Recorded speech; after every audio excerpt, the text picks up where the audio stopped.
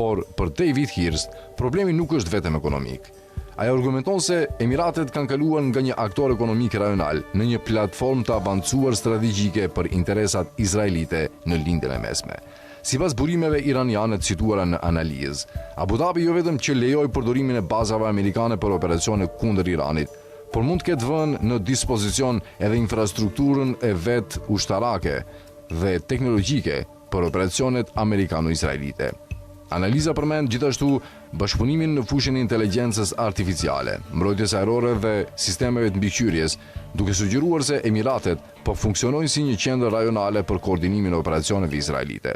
Në këtë kontekst, Hirst e përshkruan presidentin Emiratas Mohammed bin Zayed Al Nahyan si një nga figurat më destabilizuese në lindjen e mesme moderne.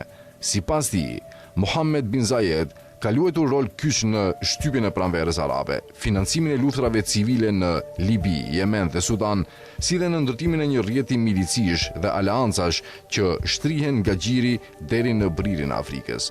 Hirst argumenton se modeli strategjik i Emirateve është ndërtuar mbi modelin e Izraelit. Përdorimi i teknologjisë, inteligjencës dhe aleancave perëndimore për zgjeruar ndikimin rajonal përtej kapaciteteve reale demografike dhe ushtarake të vendit.